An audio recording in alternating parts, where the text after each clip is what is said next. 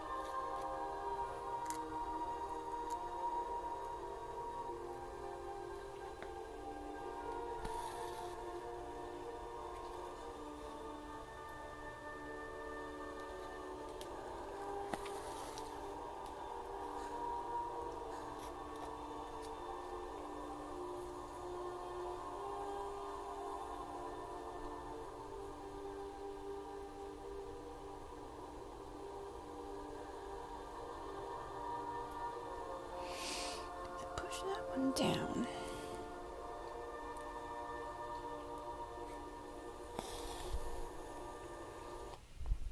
Think Spirit Underwear has been my absolute saving grace. It's by far the best Lovely option to commercials have in on a sustainable YouTube. period. Just play music, please.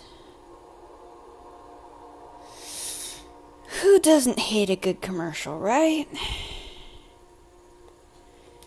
Pops up right when you don't want it to.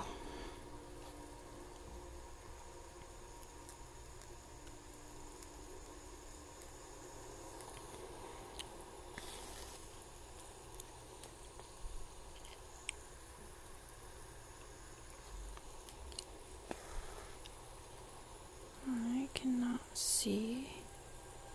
How does this... Oy vey.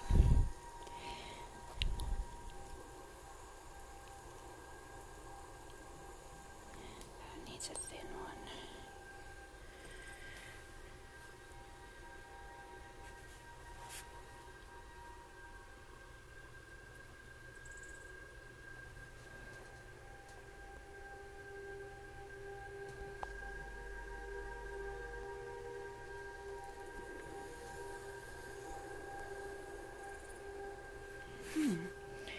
Alright, let's see.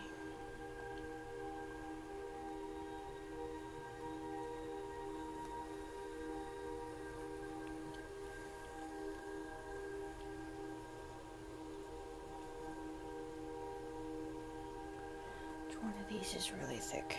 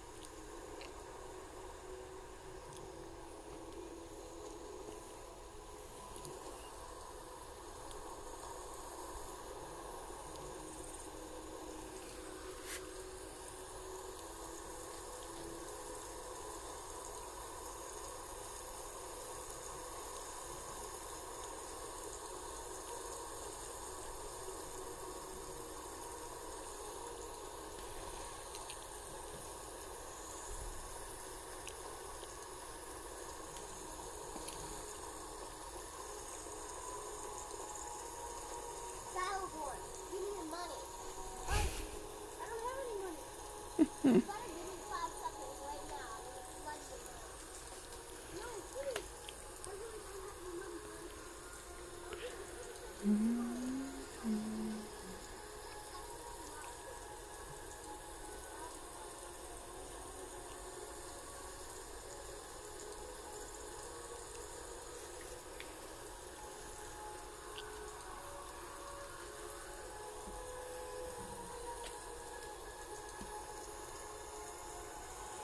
Get my beads nice and straight because they don't like to be straight. Round beads don't like straight lines. It's just kind of a given. So, have to convince them that they want to go straight. Otherwise, things don't look very good. Oop, oop, oop, lot of wobbling. No, come on.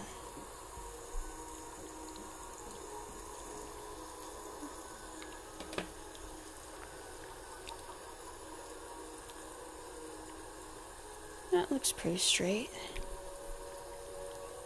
Okay, now go. Ooh, stop doing that.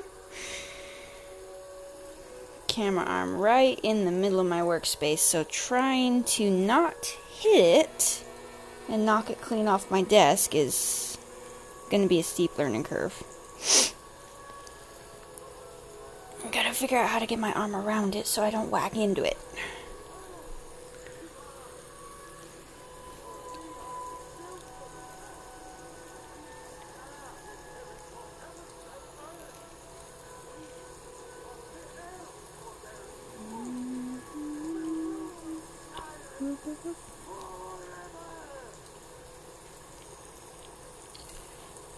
Oh, beads everywhere.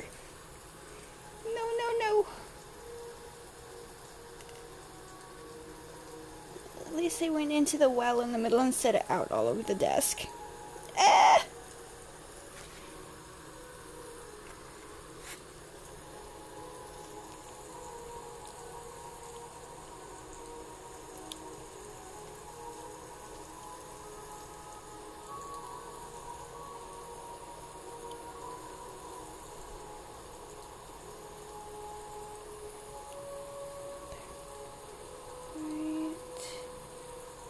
There.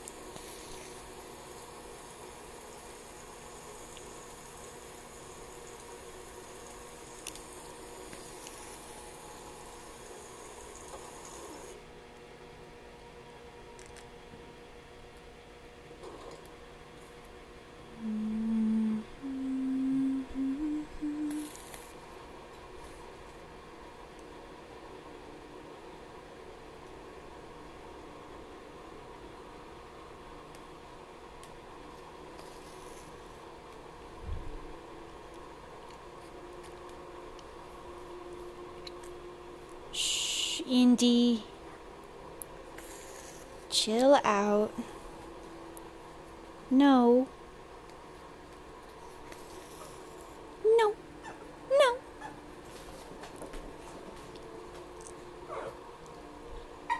No. We just came in.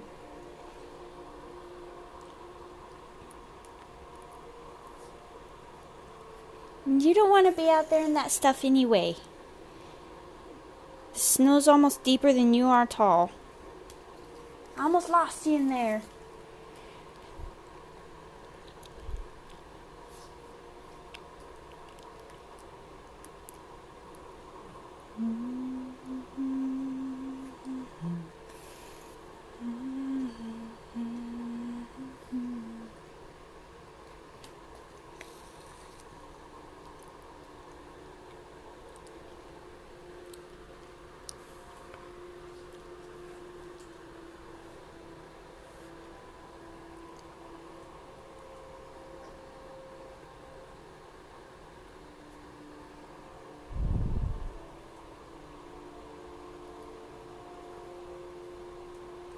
see if that's enough to finish the row. Oh, that's plenty. Might actually be too much.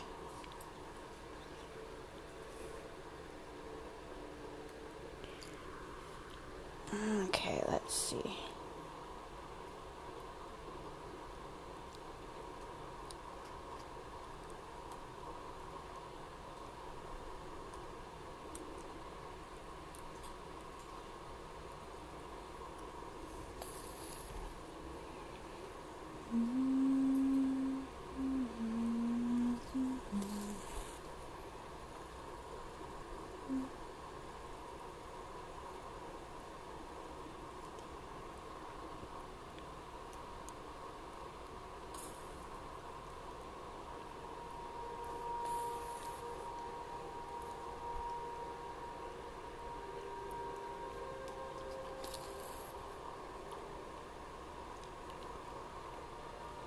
Or not. Let's see. Oh, we're searching for beads to fill up these spaces just right. We don't want too much of a gap. So, that right there is already a pretty thick bead. Let's see.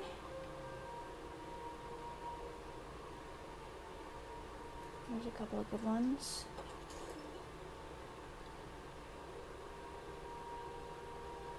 Maybe that one. 4. Okay. Where does that put us now? E.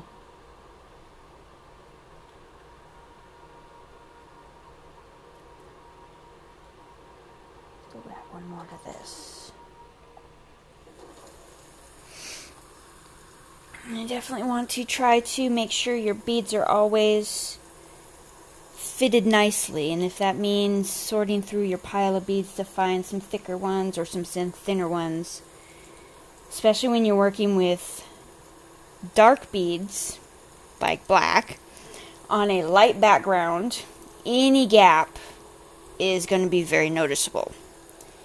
And so you always want to make sure you've got all your beads well placed and spaced out to use up the space that they're going into without shoving other rows out of shape.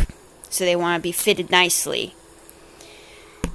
And I keep running into my camera.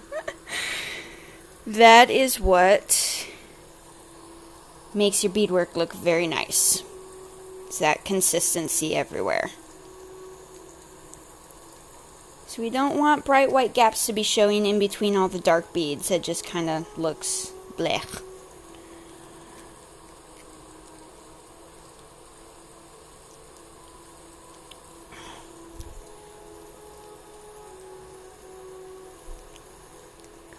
So we'll get that in there. And sounded like my neighbor just whacked their head up against the wall. That sounded painful.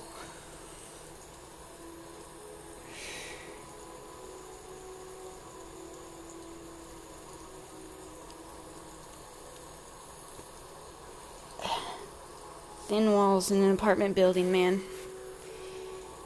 Can hear everything, especially on the weekend or during a holiday party. So, that looks nice. That filled that gap up nice. So, there is the secondary border. The decorative border right there. Now now I need to fill in this main border around here. I know what I'm going to do on the long sides, but I haven't quite figured out what I'm going to do right here yet because it's only, what is it? 24 stitches. Not a lot fits in the 24 stitches. Now it sounds like a lot, but in beadwork it's really not. So, I know what I'll do here, but here it's going to be interesting what I figure out to fill that space with. So, oh my heavens. Steep learning curve. Learning not to run into your camera.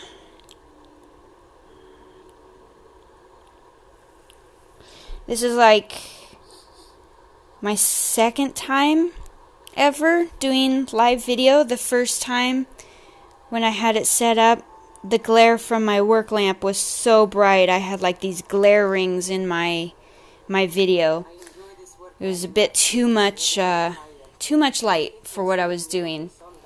So I had to adjust my camera arm, adjust the lights where my lights are, try to get a little more behind me as well as in front of me, so I didn't get that really, really bright, harsh glare, because nobody could see anything.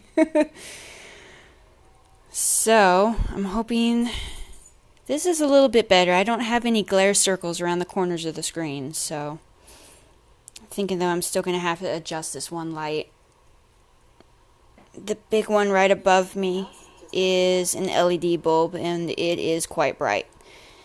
So I think I need to find like a soft white or something like that. Something with not so much oomph. Because the poor camera lens don't like oomph. So, get these tied off. Round 2 on live. Let's see if we do better here. Still whacking into my camera a lot. It's right smack in the middle of my workspace, and every time I move my hands up, I smack into the underside of my camera. So, bit get used to.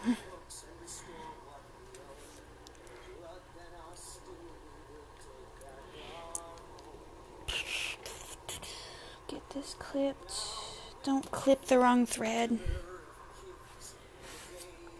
Alright.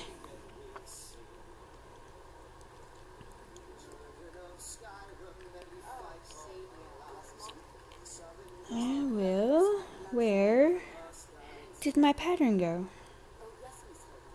Where did my pattern go? Oh, it's over there. That's not helpful. Okay.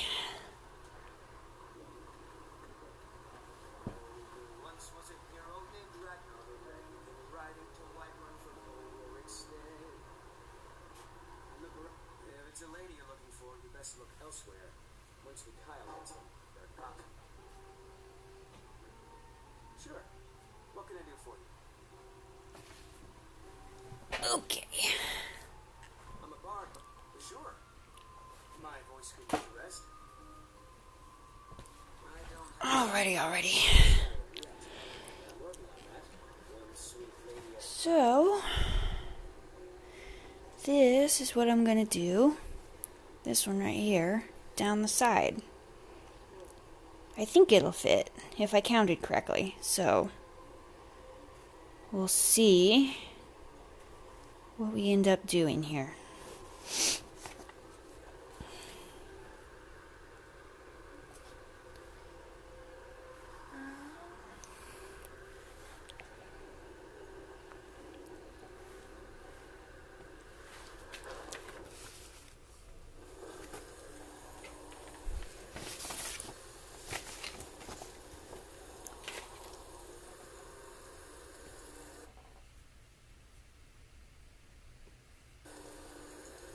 What's going on? Okay, so get the center line. Where's my center line? Right there.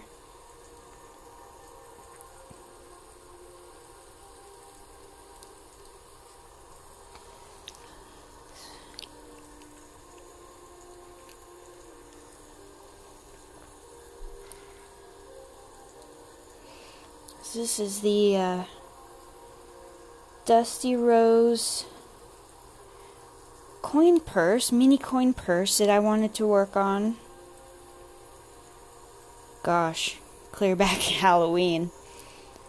But right after Halloween, I got swamped with custom orders for the holiday season. Ended up with 28 custom orders in 3 weeks. And all but 2 of them were meant to be Christmas presents. So I ended up not working on a lot of my own projects because I was busy trying to get all those custom orders done. It was complete madness on top of working a part-time job in retail. It was definitely a busy holiday season this year. So now that all the custom orders are done and Christmas is over, I can finally get back to work on a lot of the projects and designs I had lined up for the winter.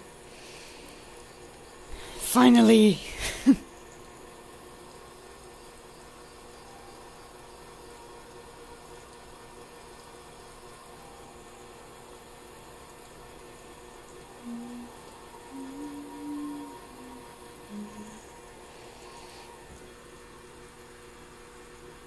Oh, my internet's acting up.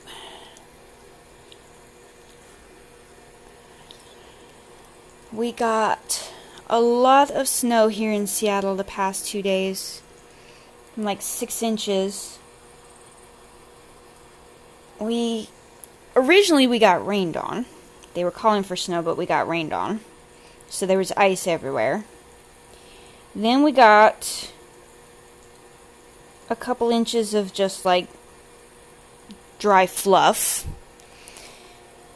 which is really fun. 2 inches of dry fluff snow on top of ice makes for some interesting driving out there for some people I could see. And then the following day, we got 4 to 5 inches of very wet, heavy snow on top of it all. So, needless to say, it is a mess out there, and it's been screwing with things. Some neighborhoods have been without power for, I think it was going on 24 hours. And a ton of internet went down over in Edmonds, and as soon as they got that working, the internet went down on the other side of us over at Bothell. So, yeah, the snow's been fun. It's an interesting thing about Seattle, you know. We're like, 3 hours away from the Canadian border? And yet nobody seems to know how to handle snow around here. They don't know how to plow. They don't know how to shovel. They don't know how to drive. Surprisingly number of people think that front-wheel drive in a car is the same as four-wheel drive. It ain't. And a lot of them are learning that the hard way. So, every time it snows here, it doesn't snow very often, but when it does, golly, it's a mess. I'm just glad I won't be working for the next few days so I don't have to go out in it if I can help it. Because people around here are crazy. Very, very crazy. Alright, what's my next color here?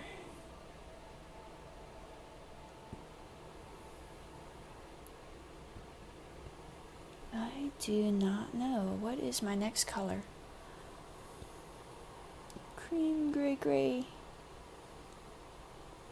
maroon.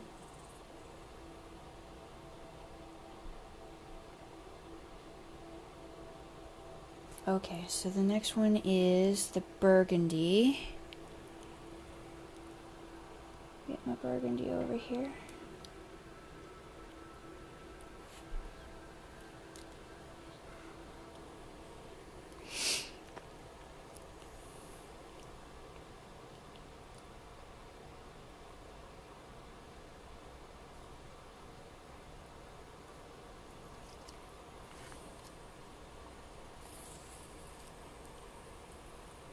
He's a little crooked. Burgundy. Gray.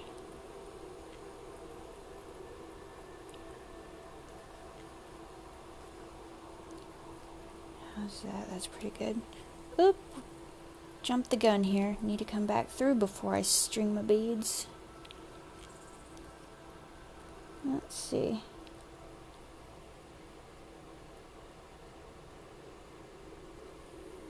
think that's pretty good. Okay, now I need my beads. That's what I keep a felt mat handy for. If I pick up beads too soon and gotta put them down again after I've strung them, I can just lay them out on the mat and then pick them up later when I actually need them. Let's see. Need your right. There.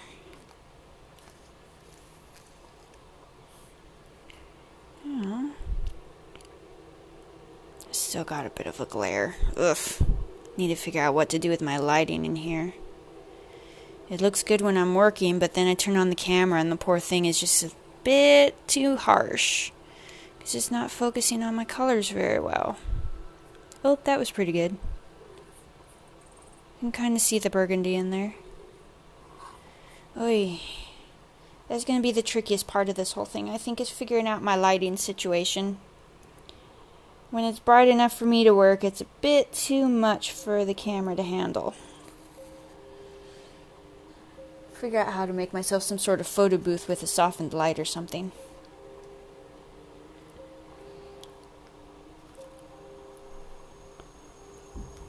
Let's see, light gray.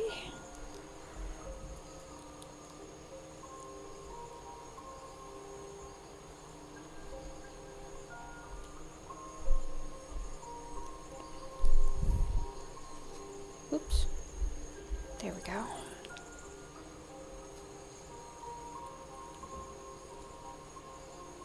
Okay, that's pretty good. So where?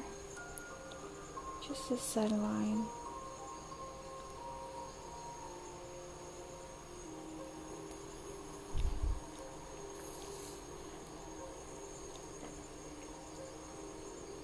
Nice.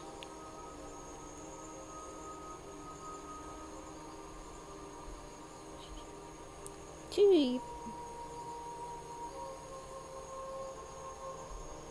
That'll work, okay.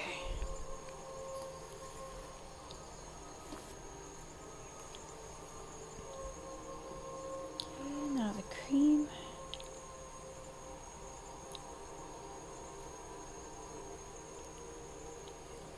These cream beads are all so thick. Yeah, that one will do, I think. The fun part of some of these colors, most of them are cut fairly uniform and it's easy to work with them. They don't require a lot of sorting. But there are certain colors that are notorious for being incredibly thin compared to the other beads, or sometimes incredibly thick.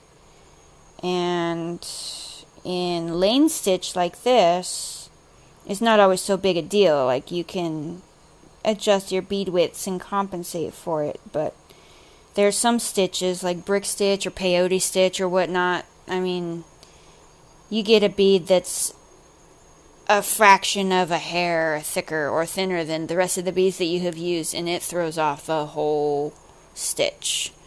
It's amazing how fast it just kind of shows the gaps or warps the stitch out of counter.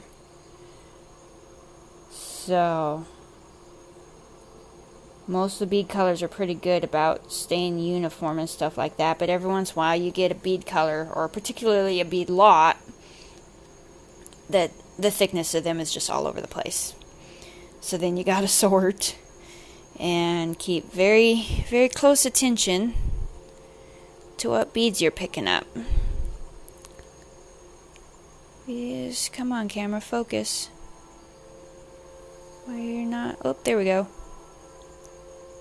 Yeah, not focusing. I think it's a light problem. Okay, well, let's see. Cream, white.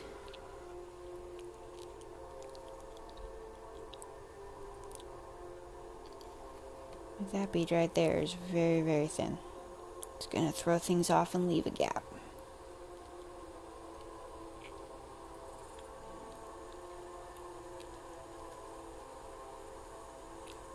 Let's see, how does...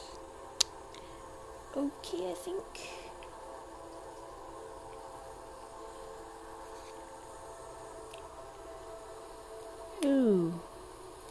That's not good. That stitch was too wide. Way too much gap in there. So, we got to back her up. We are going to be able to see the backing through the stitches with that. That's not good. Let's see, where are we? Right there.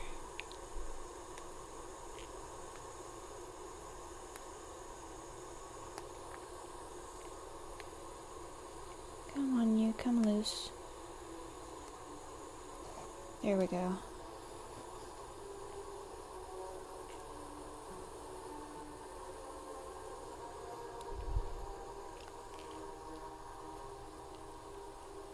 Come on now.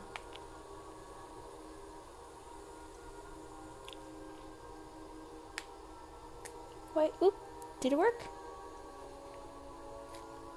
It did, sweet, okay. Where was that last hole? We do not want to go there. We want to go in more. There we go. That's a step ahead. Oh, YouTube commercials, how I hate thee. Oh, that one was short. Okay. Some of them are really long and I can't skip them.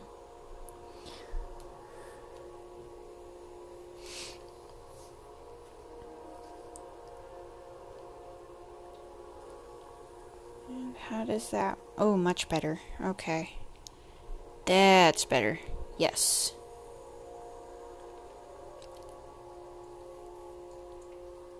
Oh, need to put you in. Right there.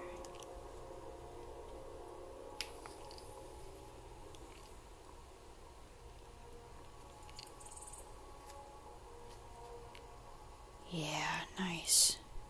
Okay.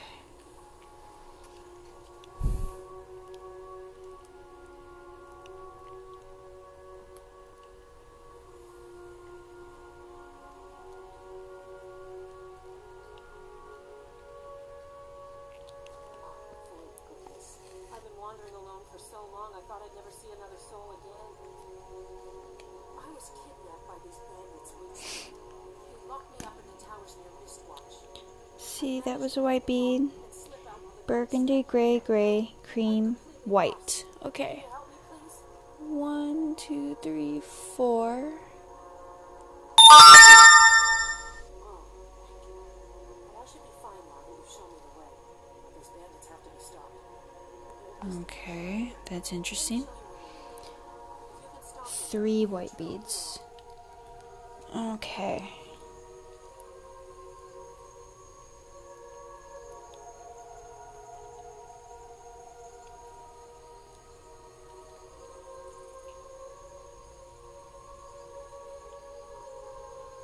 Note to self, mute notifications before I start videoing, because they go off incessantly.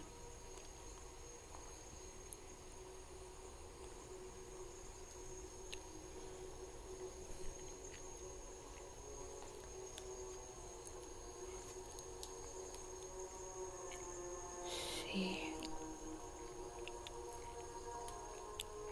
Okay.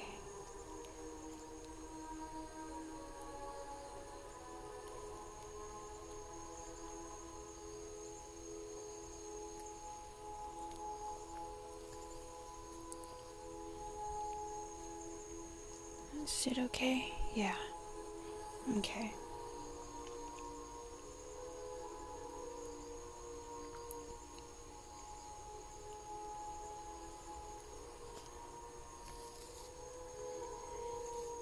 Three white beads. Okay, so this is the third one.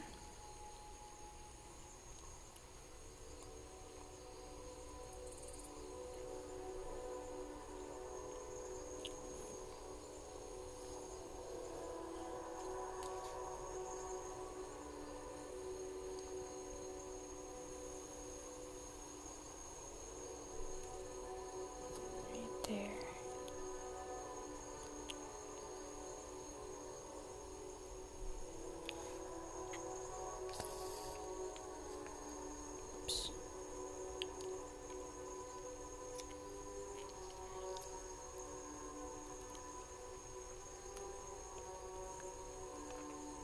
Okay, 3 white beads. Now, we start expanding.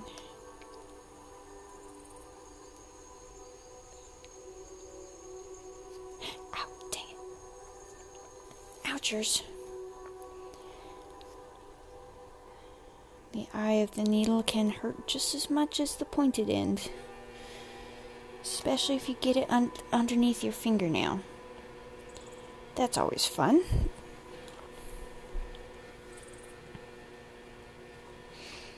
Okay.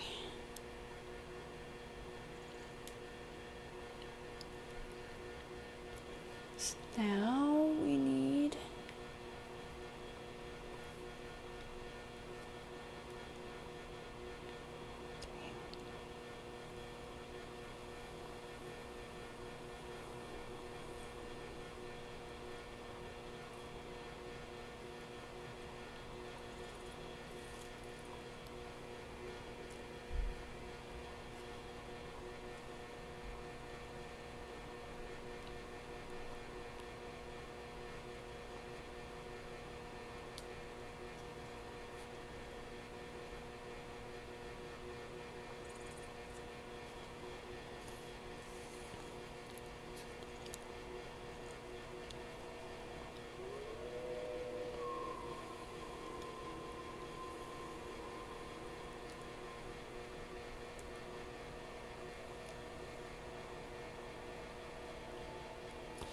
That might have been a wide bite. Maybe, I'm not sure. Let's see if we end up with a gap in there.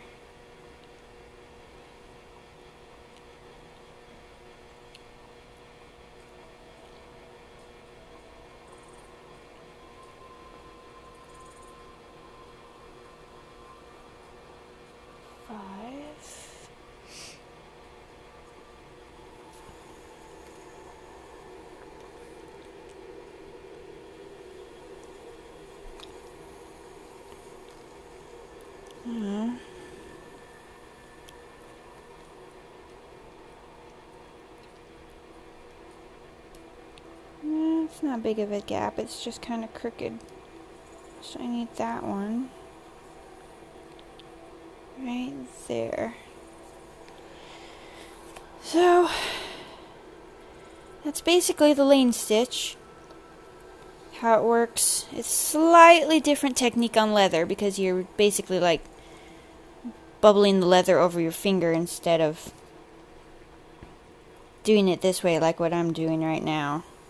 You can't bubble this Pellon over your finger very well. But basically the same idea.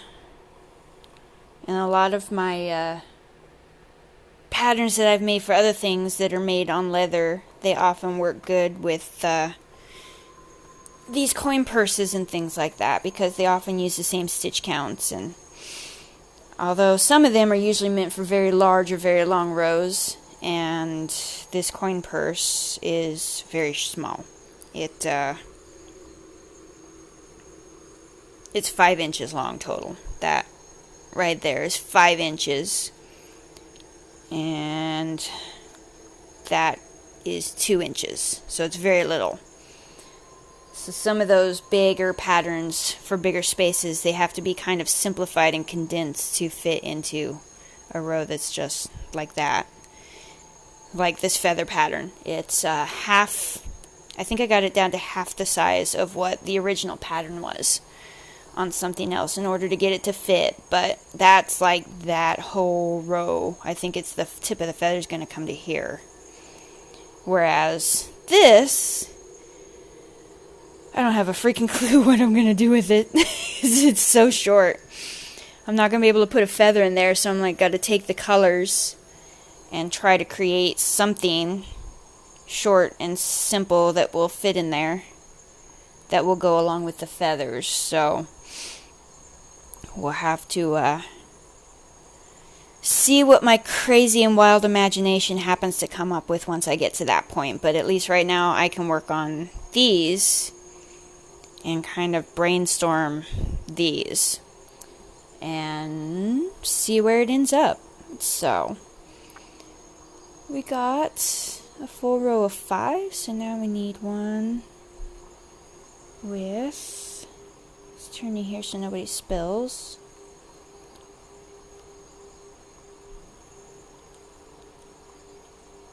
Get some white beads over here, let's see. That one's a little thin. So let's go with that. And we need a black bead, more of that.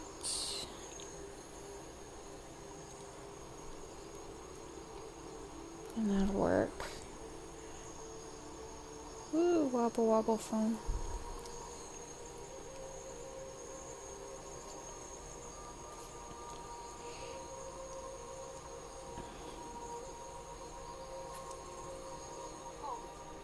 This here's a toll road, see?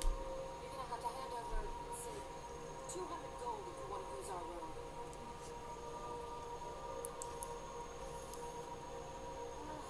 Fine. I can tell you aren't worth the trouble. Just get out of here before I change my mind. Interesting toll road keeper. Sounds more like a bandit.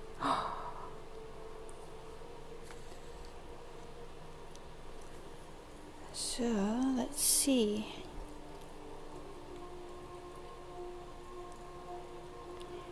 Okay.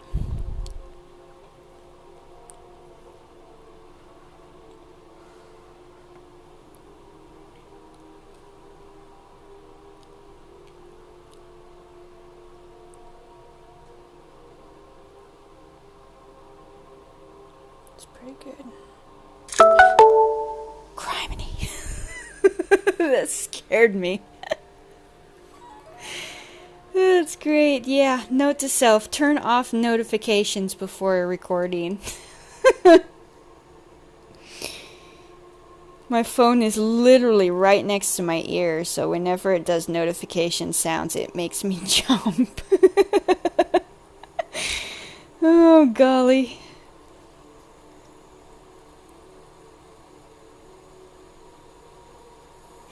It's fun.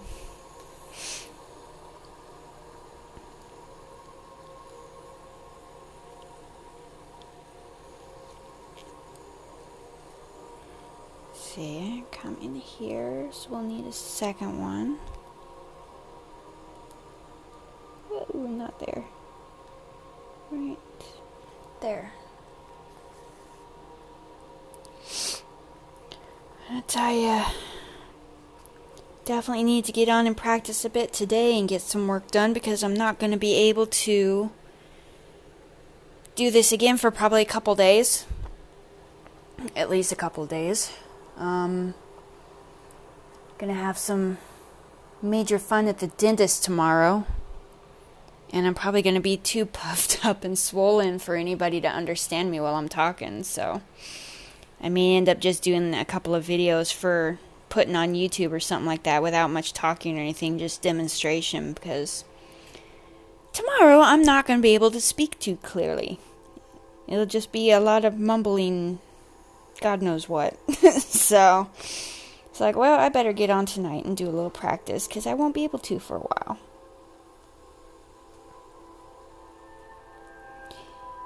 And we need another row.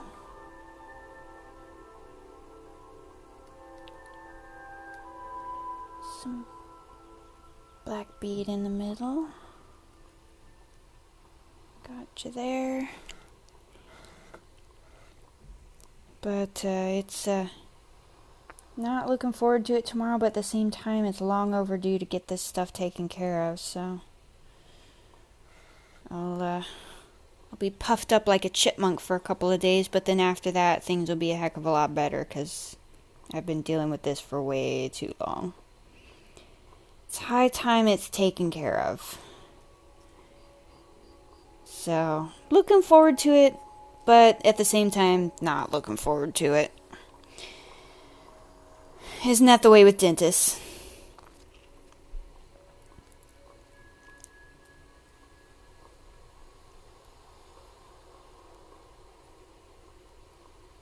Right there, keep it snug.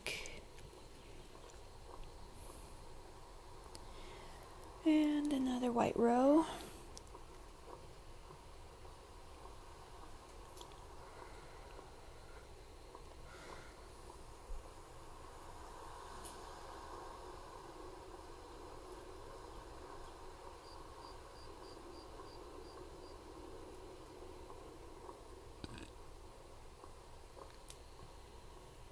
What is that? There we go. Okay.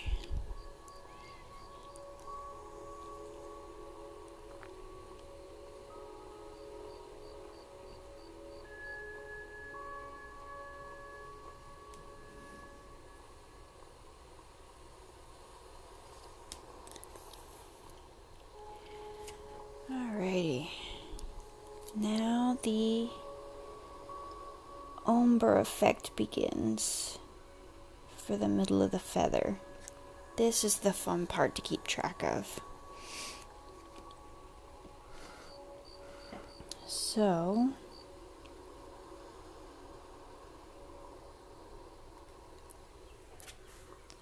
ouch. My first color is going to be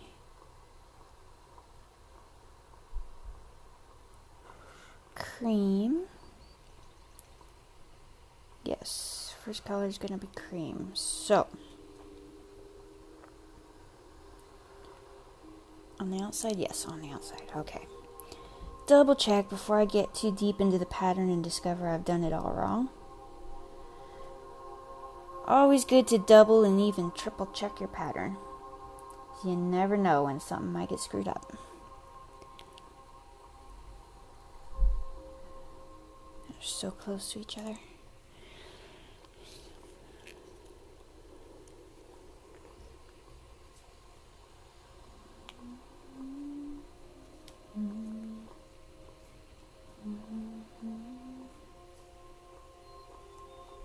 Okay, I think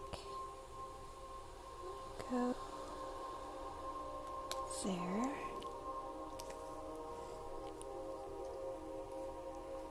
Yes, nice. Okay, now we're straight again. That's the other nice thing about beading on this grid paper. So you only get a few stitches at a time before you get to the next line in the grid, and it helps you maintain your stitch count. And keep your stitches straight so they don't start leaning. Where are we here? Because it does start to slowly drift and get off and lean, and it's hard to tell if it's leaning, and so it's good to have regular lines, regular intervals. I just think can kind of see them. It's just like the basic math grid paper you would use in like math class or science class or something like that. And I stitch it to the Pellon, to this interface backing, and that's what I do all the sewing on. The glorious background. It's actually one of the cleanest ones I've ever done. I usually am pigsty on the back with knots all over the place, but I'm getting better at this. This is my 4th mini coin purse, so getting a little better at this. So let's see, cream. Now we need gray. Bumped the camera. He's got a wobble wobble. So we're gonna go light gray, cream,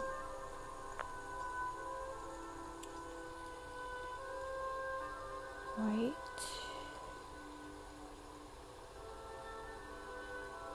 oh my gosh, these cream beads, they're all so thick.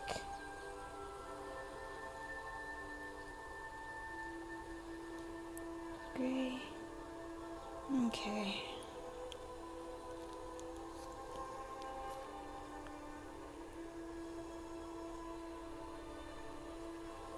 That was a wide stitch. Not so wide as the last one, though. I won't be able to maneuver that, so I'll have to kind of shove them over a little bit. Sometimes when I do a wide stitch, I can pull it out and move over to a new spot and it'll stay there.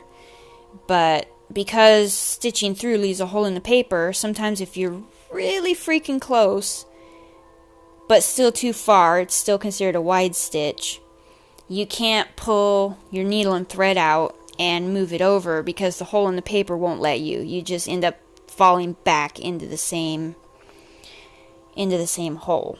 And so sometimes repositioning your needle just isn't an option because you were too close the first time. So you just gotta kind of know on your next stitch you're gonna get in really close and shove that stitch over to straighten him up. Put him in his place, basically. So, oops, bump the camera.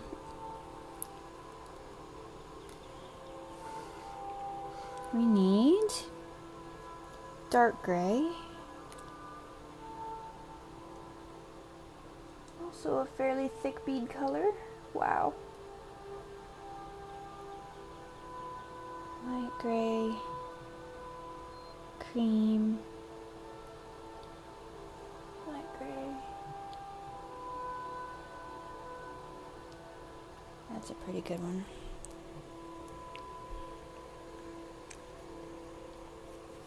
So now this is the edge that's leaning, so we're going to shove them in a little bit tighter. Hope I didn't. No, that was pretty close.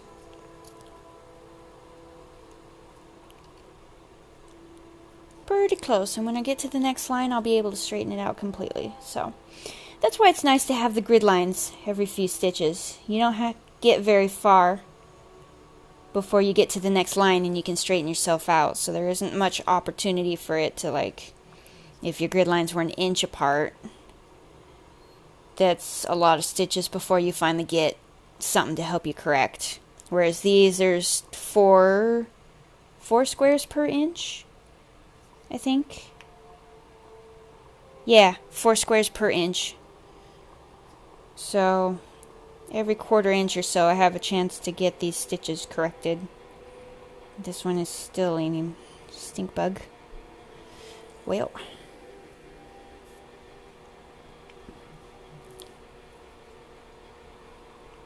Let's see. Dark gray, cream, light gray, dark gray, burgundy.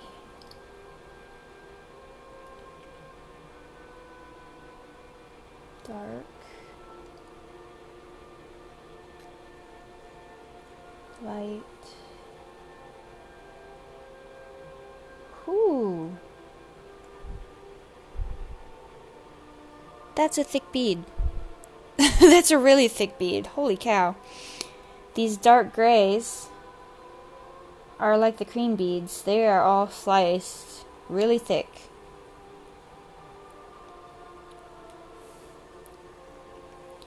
You have to kind of sort through them and find some that are a good size or compensate with beads that are thinner.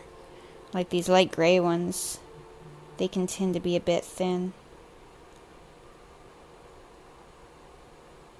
Let's see, right there. Yeah. Getting close. And so now we're gonna... Where's the line at? The line or inside the line?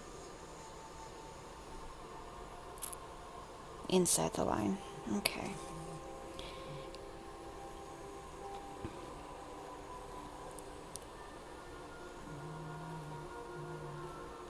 Okay. Now black. Oops. Burgundy.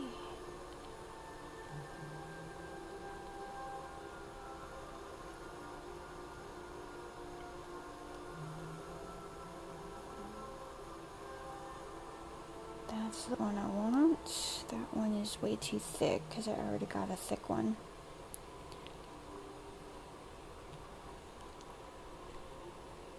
Let's see. Will my camera focus?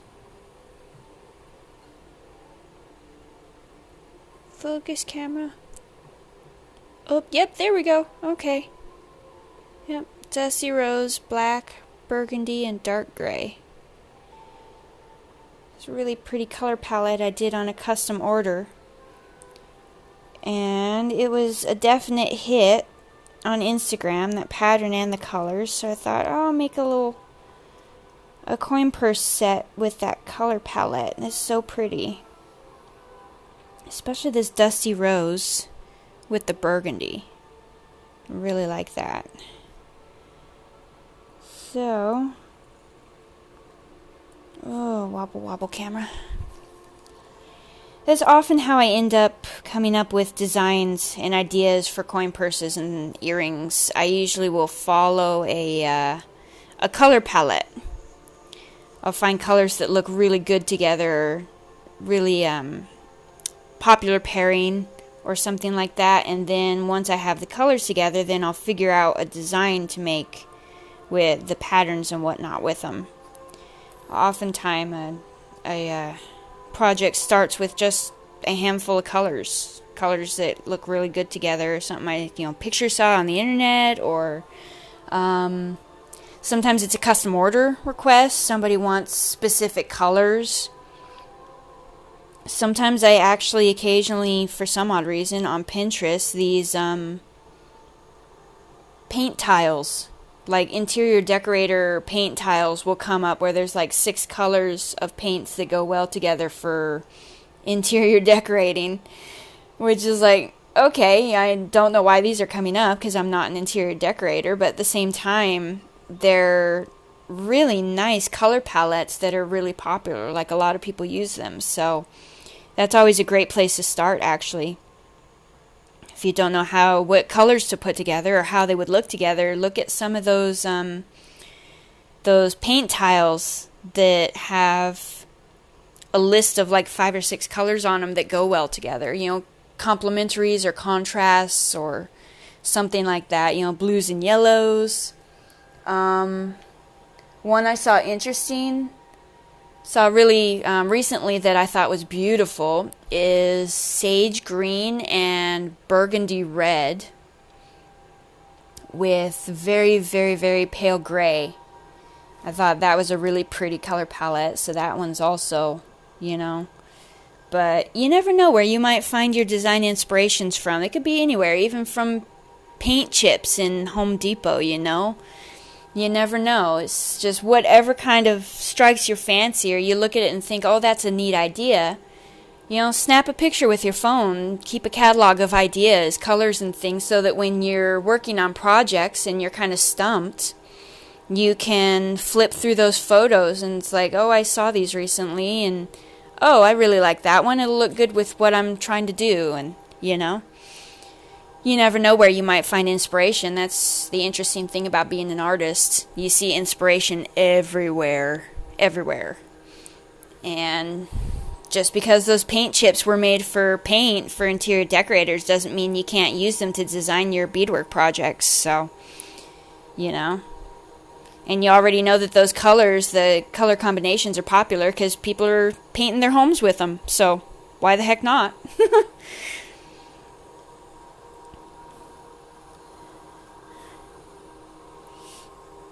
But it's always a great thing to fall back on if you start to get like the artist block and you don't know what to do or where to start. It's a great thing to go flip through and kind of get your creative ideas flowing again, So, get a few of these. Let's see. 2 black. Burgundy. I love this burgundy. This is gold luster, translucent gold luster burgundy. Such a beautiful color. In person, anyway. The lighting in the camera kind of makes it a little different. But in person is such a gorgeous color. It has a really pretty sparkle to it because of the gold luster. finish that's on it. I think at some point down the road I will do that sage green and burgundy. You can kind of see it. It's kind of framed in between the black right there. But yeah, that sage green and burgundy purse. Earrings, wristlet, I mean, any and all would look great with that color scheme. Sage and burgundy with some really pale gray and maybe some pearl white. Just a little bit as an accent. I think that would be really pretty.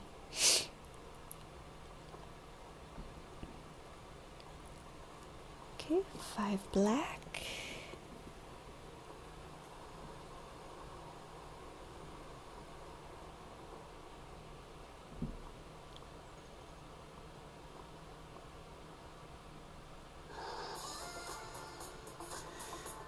And another YouTube ad. Oh, that was the shortest one yet. That was literally 5 seconds. Wow. Okay.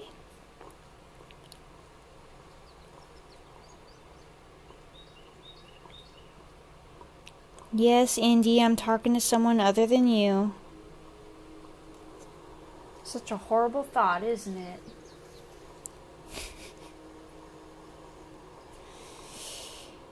Little Miss Puggy is very jealous when I talk to others and not her.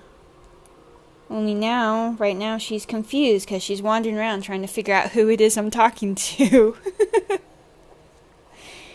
They're not in here, Indy. It's just us. I'm talking to the video. Yeah. Like you were supposed to be talking to me.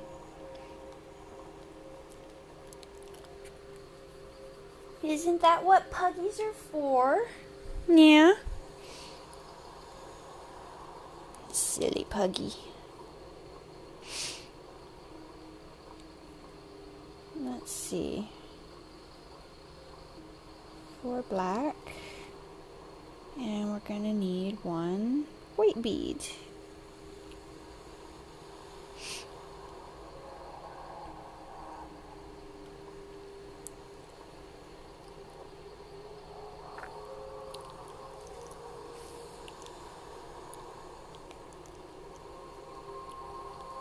Let's see. Ooh. He was definitely a big... Well... Sort of. No, I don't see a gap.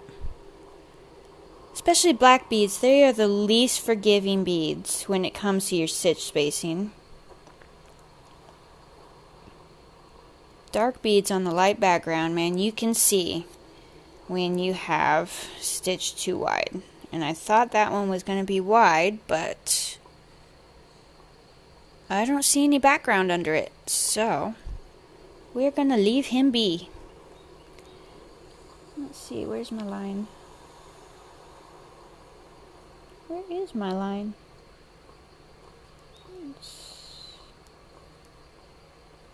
Right there?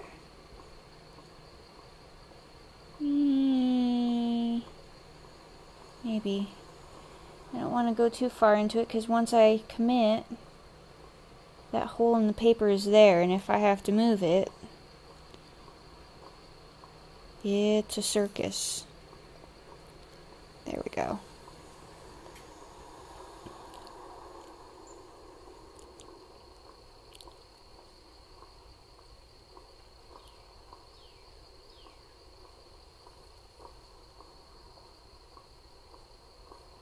Alrighty.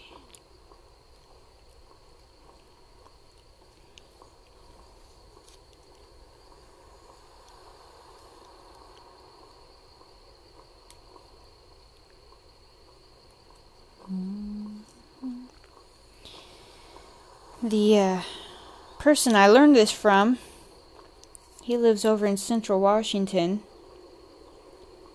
He goes so freaking fast when he does this. He would have had this entire border from here to here already done. But he's been doing coin purses just a tad bit longer than me. I've been doing a lot of other stuff for years. I've been beading for a long, long time, but coin purses are kind of new territory. Something I'm still kind of learning. And this is my 4th coin purse. And I'm definitely slow when it comes to this. But man, to sit and watch him work on a coin purse, even one bigger than this, he would have had this entire side of this purse done by now. And he's, holy cow, he is fast. And apparently he's even faster when he's off camera. Because being on camera like this right now, like being live, it kind of slows you down. Because your camera, in order to get a decent view, your camera is literally smack in the middle of your workspace. And you have to kind of work around it. And he's freaking fast with the camera on. When the camera's not on, holy cow. It's amazing how fast he makes beadwork. I thought I was a fast beater, and then I saw him. It's like, oh my god, I cannot do that. Maybe one day, but not right now, that's for sure. Especially not while I'm learning to work on something new that I haven't really done before this year.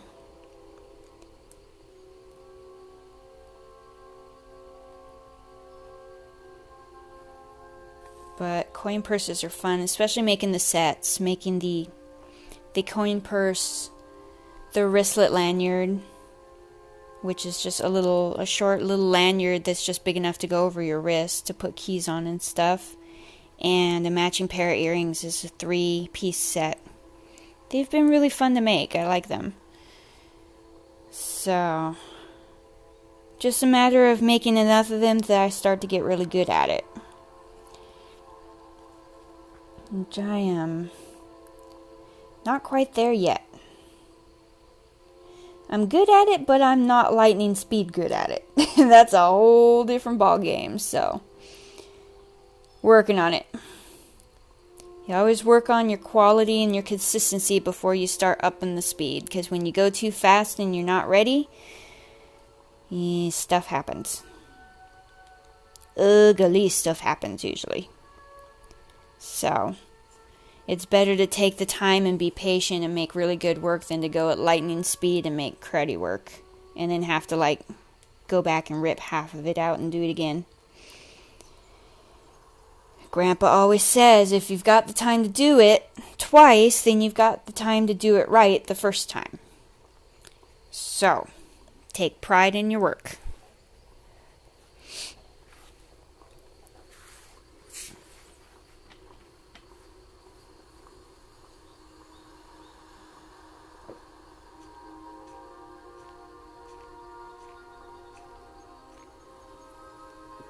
Ooh, that hurts. That hurts a lot.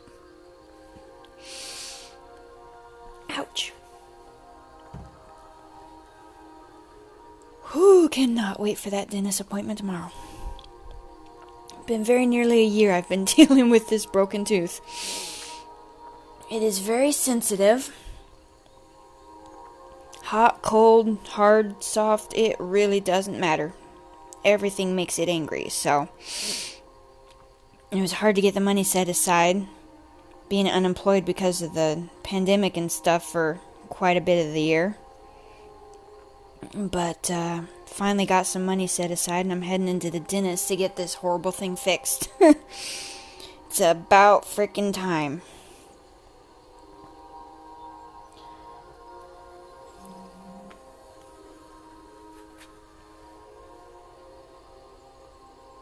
Let's see, 2. Wobble phone. 3. to.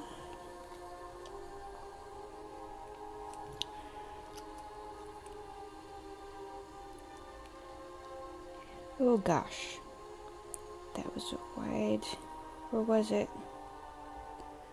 Was that a wide bite? No, it doesn't look it.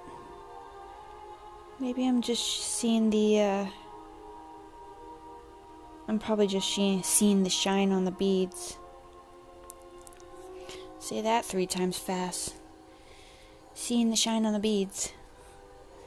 It's a fun little tongue twister.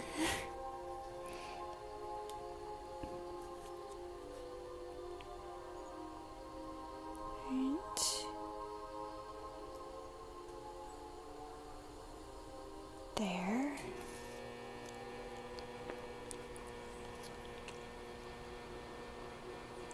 Okay, so whoop.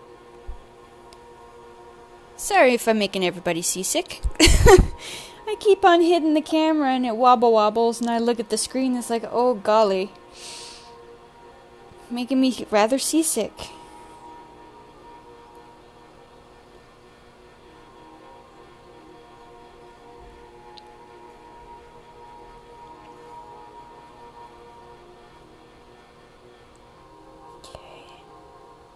That one is, where is it at? Just inside the edge of the line. I'm gonna put you right there, not in my finger. That would be bad. Alright. There's a finished feather. 3 more to go.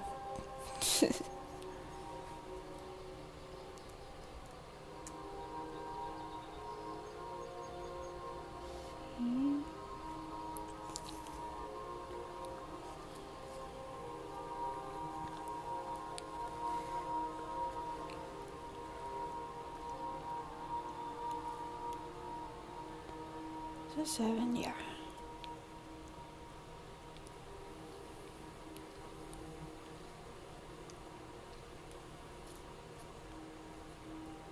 Ew.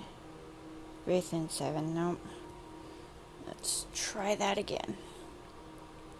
So you're not going to match the previous stitch, and I'm going to end up with a massive gap.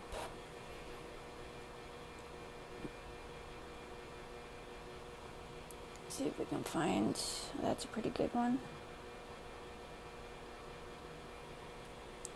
That's a little better, okay.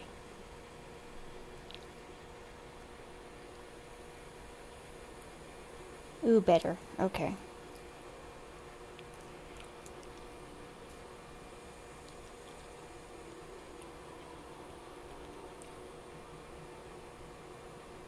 Right there, oops.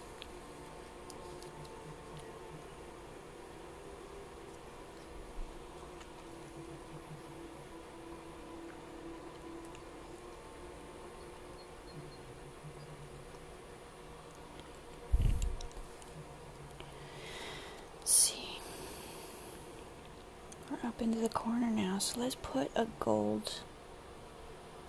little gold accent bead right there, just for funsies.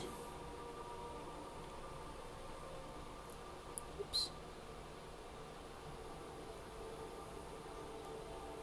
These are 24 karat gold plated beads, so they got some really gorgeous sparkle, and they look good with this dusty rose. Just a little bit of pop of shimmer right there, nothing too bold. And we'll put that right there.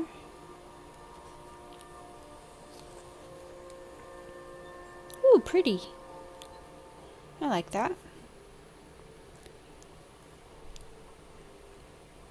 Just a little shimmer right there. Nothing too major. Oops. Oh, criminy. It's gonna take a long time, I think, to keep from, that was too close. To keep from bumping this poor camera all the time. It's in the middle of my workspace.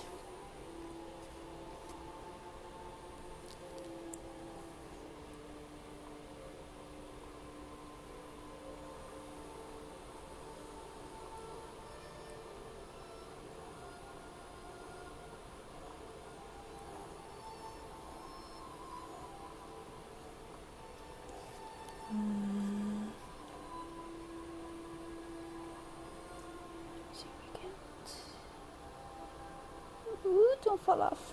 Okay, those are good thicker beads. Take that one off.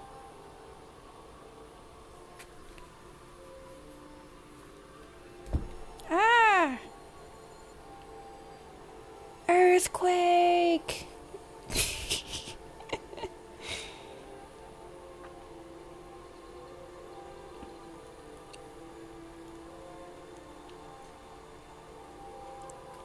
Ouch.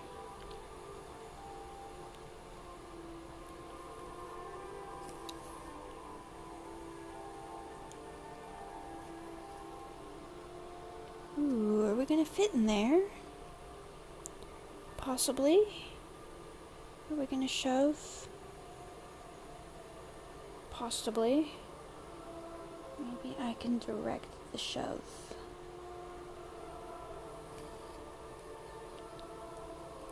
Let's see. Possibly. I'm not sure. I guess we'll find out.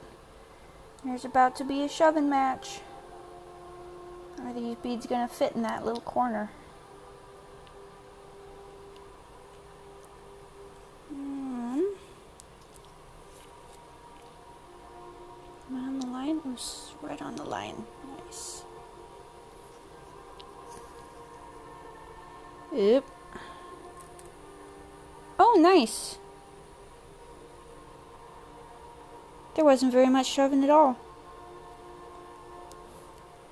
Okay. That worked out nice. But right here, that is definitely not.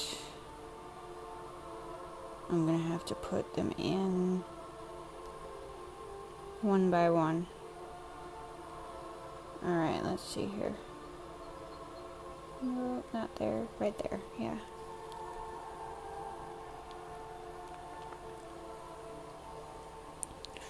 So, let's see.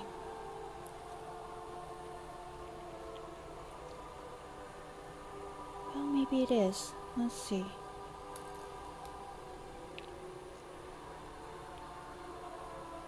No, it is not. Nope. I'm fooling myself, that's for sure. Let's see. We'll have to do it this way.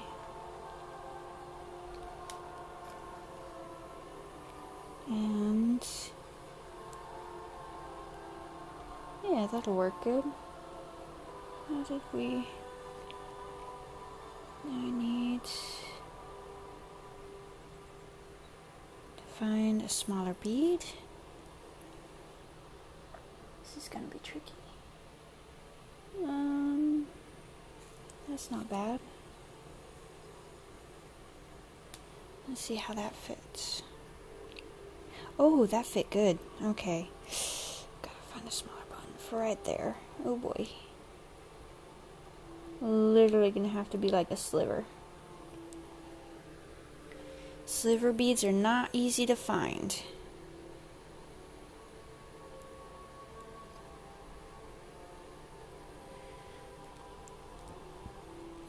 Let's see.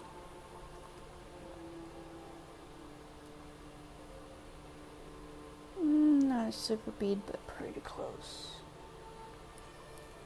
Let's see. Yeah, this is the fun part of attempting to sort your beads while you're... Oh, there's a sliver bead. Okay. See if he'll fit. Will he fit? Will he fit? Nope, don't turn. He fits! Alright.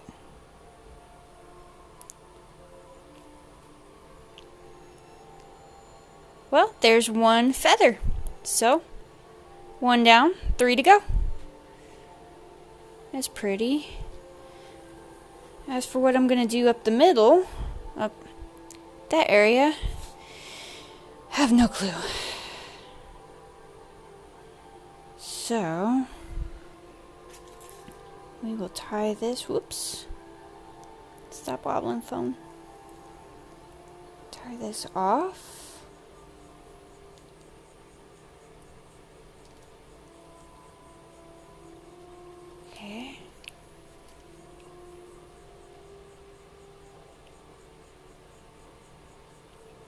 And I always, after I tie my thread, I sew the tail under. Because if you tie a knot, especially with Nymo thread, and then just clip the tail, it can eventually work loose because there's no tension on the tail. So I tie the knot, and then I stitch through the material, and then I kind of do a back loop and stitch again, and that secures that knot at least. You can't always do it with the beginning knot. I try to when I can, to do a back stitch and get myself up to where I'm going to start. But especially with the tail, when I'm tying down, I always stitch down the tail, and it just gives it a little more security. You know your work will last that much longer before it tries to pop loose and unravel. So, always good to keep those knots secure, because knots, especially in Nymo, nylon thread, the knots aren't very secure. They can try to slip loose. So, I do everything that I can to make sure they're all very secure. I'm not much into the gluing the knots thing, because I've had glue bleed through, and like discolor backings in leather and stuff, or bleed through to the beads. And I'm not one for burning thread tails either, because I burnt more than the thread tails when I tried that. So, just for me personally, back stitching and stitching under the tail has been a really good secure way to tie off a thread and know that it's not going to go anywhere. So, yeah. So, I guess I have got to take Puggy Butt outside. She's going crazy to go outside. And my internet is acting up. My phone keeps pausing. So, I will... Oh, shush. Shush. I will try this again in a couple of days, after my whole dentist thing is done, and I'm able to speak clearly again. So I'll probably be a mumbling chipmunk tomorrow and won't be able to do it very well. So,